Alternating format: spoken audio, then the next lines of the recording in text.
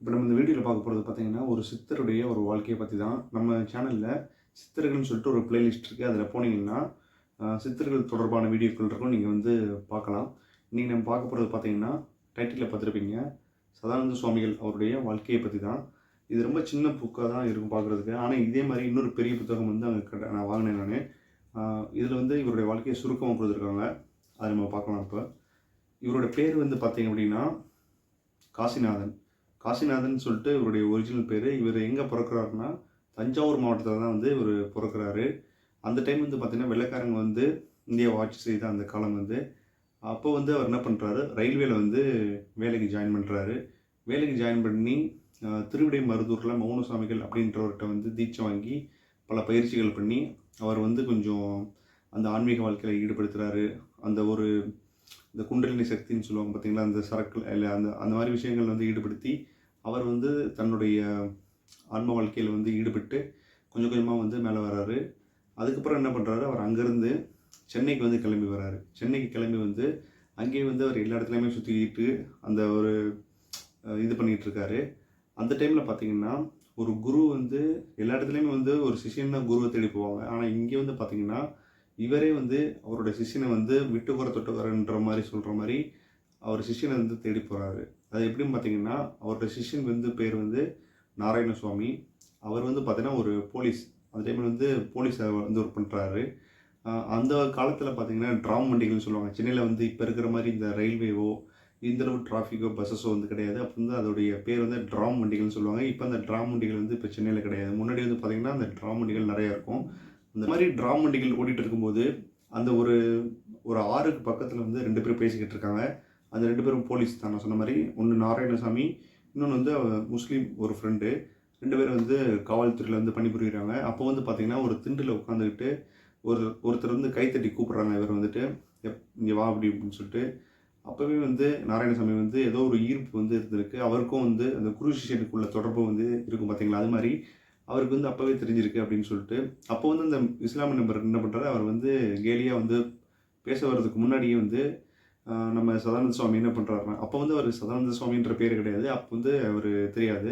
அவர் என்ன பண்ணுறாருனா, நீங்கள் வந்து தேடிட்டு இருக்க திருடன் வந்து பார்த்தீங்கன்னா சைதாப்பேட்டை பக்கத்தில் வந்து ஒரு ஆற்றுக்கு பக்கத்தில் தான் இருக்கான், மறைஞ்சிருக்கான், நீங்கள் போய் பாருங்கள் அப்படின்னு சொல்லிட்டு சொன்னோடனே அவங்க 2 பேருக்கும் ஆச்சரியம். ஏன்னா அவங்க 2 பேருமே வந்து அதை பற்றி தான் வந்து காலையிலேருந்து டிஸ்கஸ் பண்ணிகிட்டு இருக்காங்க.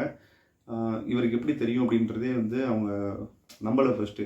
உடனே அவர் சொன்ன மாதிரி எதுக்குன்னு சொல்லிட்டு அந்த ட்ராமண்டியில் போன டைம் ஆகுன்னு சொல்லிட்டு குதிரை வண்டி எடுத்துகிட்டு 2 பேரும் கிளம்புறாங்க. சைதாப்பேட்டையில் போயிட்டு அந்த திருடனை பிடிச்சதுக்கப்புறமா அது அப்போ தான் வந்து அவங்களுக்கு ஞாபகம் வருது. அந்த அவங்களுடைய மேலதிகாரி வந்து நீங்கள் அந்த திருடனை பிடிக்கல அப்படின்னா அவங்க சஸ்பெண்ட் பண்ணிடுவேன்னு சொல்லிட்டு அவங்கள மிரட்டினது வந்து அவங்களுக்கு ஞாபகம் வந்துச்சு.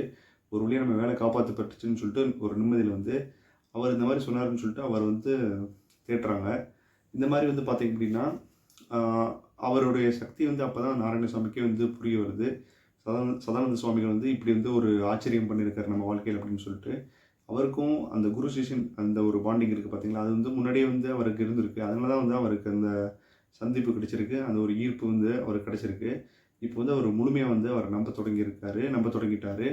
அதுக்கப்புறமா பார்த்தீங்கன்னா இவர் வந்து தேடி பார்க்கும்போது ஒரு முறை வந்து கவர்னர் வந்து போகும்போது இவரை பார்த்துறாரு, சதானந்த சுவாமி பார்த்துறாரு. உடனே வந்து பின்தொடர்ந்து எங்கே இருக்காருன்னு சொல்லிட்டு போகும்போது திருவல்லிக்கேணியில் வந்து சதானந்த சுவாமி இருக்கிறத பார்த்துட்டு அவர் வந்து இவர் வந்து மயிலாப்பூரில் இருக்கார். திருவல்லிக்கேணியில் வந்து டெய்லி வந்து அப்பப்போ வந்து போயிட்டு அவரை மீட் பண்ணுறது, அவர்கிட்ட டிஸ்கஸ் பண்ணுறது அந்த மாதிரின்னு சொல்லிட்டு அவர் கூட வந்து ஒரு நல்ல ஒரு அந்த ஒரு பாண்டிங்கில் இருக்கார். அதுக்கப்புறமா என்ன பண்ணுறாரு பார்த்தீங்கன்னா, நாராயணசுவாமி வந்து அவருடைய பூர்வீக கிராமமான இப்போ வந்து அவர் மயிலாப்பூரில் இருக்கார். சென்னையில் வந்து அவரோட பூர்வீக கிராமமான சதானந்தபுரம் அப்படின்ற ஒரு இடத்த இப்போ வந்து அதோட பேர் சதானந்தபுரம். அப்போ வந்து அதோட பேர் வந்து ஆலப்பாக்கம்ன்ற மொத்தமாக இருக்கும். ஸோ அந்த இடத்துக்கு வந்து போயிட்டு இவர் பேரில் வந்து கொஞ்சம் நிலத்தை வந்து கிரயம் பண்ணி சாமிகளை வந்து நீங்கள் இங்கேயே வந்து தியானம் பண்ணுங்கள் அப்படின்னு சொல்லிட்டு ரெக்வெஸ்ட் பண்ணி கூப்பிட்டு வந்து அங்கே இது பண்ணுறாரு. சதானந்த சுவாமிகள் வந்து அவரோட வேண்டுகோளுக்கு எனக்கு வந்து இங்கே வந்து அவர் எல்லாமே வந்து தவ வாழ்க்கையில் ஈடுபடுறதுன்னு சொல்லிட்டு பண்ணிகிட்டு இருக்காரு. நவகண்ட யோகத்தில் வந்து இவர் சிறந்தவர்னு சொல்கிறாங்க. நவகண்ட யோகம்னு சொல்லிட்டு என்னென்னு கேட்டிங்கன்னா, அவர் உடம்பை வந்து ஒரு 9 கூறுகளை வந்து பிரிச்சுருவார். பிரிச்சுட்டு வந்து தியானத்தில் இருப்பார்னு சொல்லுவாங்க. நம்மளுக்கு கேட்கும்போது நம்மளுக்கே வந்து இதெல்லாம் நம்புகிற மாதிரியே இல்லையே அப்படின்னு சொல்லிட்டு தோணும். அங்கே உள்ள ஊர் மக்கள் நிறைய பேர் இதை பார்த்துருக்காங்க. பார்த்து வந்து பயந்தே போயிருக்காங்கன்னு சொல்லிட்டு நிறையா ஊர் மக்களுடைய குறிப்புகள் வந்து அந்த புத்தகத்தில் சொல்லியிருக்காங்க. அந்த மாதிரி வந்து இது வந்து அவர் சதானந்த சுவாமிகளுக்கு தெரியும் பொழுது, இனிமேல் வந்து யாராவது மக்கள் அதை பார்க்க வராங்க அப்படின்னா 3 முறை கை தட்டுங்க, அப்படி இல்லைன்னா ஓம் தத் சத் அப்படின்னு சொல்லிட்டு சொல்லுங்க அப்படின்னு சொல்லிட்டு அவரே வந்து சொல்கிறாரு. அதுக்கப்புறமா சுவாமிகளுக்கு எந்த ஒரு டிஸ்டர்பன்ஸ் சொல்லாமல் ஒரு 5 ஏக்கர் பரப்பளவில் வந்து நாராயணசாமி வந்து அந்த ஒரு மடத்துக்கான ஒரு இடத்த வந்து செலக்ட் பண்ணி அவர் வந்து நிம்மதியாக வந்து தியானம் பண்ணி அந்த யோக கலையில் வந்து இது பண்ணுறதுக்கு வந்து ஏற்பாடு பண்ணி கொடுக்குறாரு. அப்போ வந்து சுவாமிகளுக்கு வந்து நாராயண சுவாமிக்கு வந்து குழந்தைகள் கிடையாது. இவர் வந்து அவங்க மனைவியோடு போயிட்டு இந்த மாதிரி கேட்கும்போது 3 பிடி மண் எடுத்து கொடுக்குறாரு. 3 பிடி மண் எடுத்து கொடுத்து உனக்கு ஒரு 3 பிள்ளை பிறக்கும், அதில் ஒரு குழந்தை வந்து கால் வந்து கொஞ்சம் ஊனமாக ஒரு மாதிரி பிறக்கும்னு சொல்லிட்டு சொல்கிறாரு. அதே மாதிரியே வந்து ஒரு குழந்தை வந்து பிறந்தது ரொம்ப ஒரு ஆச்சரியத்தை ஏற்படுத்துச்சு. சுவாமிகள் வந்து 1922 வந்து ஜீவசமாதி ஆகிறாரு. நாராயண சுவாமி வந்து பார்த்திங்கன்னா 1935 ஜீவசமாதி ஆகிறாரு. அந்த இடத்துல போனீங்கன்னா நிறைய ஜீவசமாதிகள் இருக்கும். சென்னை பக்கத்தில் சதானந்தபுரம் அப்படின்ற ஒரு இடம். ஓகே, இதுதான் வந்து சுவாமிகளுடைய ஒரு வரலாறு. நவகண்ட யுகத்தில் சிறந்த சதானந்த சுவாமிகள் அவர் வந்து நம்ம இன்றைக்கி தெரிஞ்சுக்கிட்டோம். சென்னை பக்கத்தில் தான் இருக்குது. அதோடைய லொக்கேஷன் வந்து நான் கீழே வந்து டிஸ்கிரிப்ஷன் பாக்ஸில் கொடுக்குறேன் பாருங்கள். சென்னை பக்கத்தில் இருந்தீங்கன்னா அந்த ஒரு ஜீவசமாதி போய்ட்டு வாங்க, ரொம்ப சூப்பராக இருக்கும். இந்த வீடியோ பிடிச்சிருக்குன்னா ஒரு லைக் பண்ணிக்கோங்க.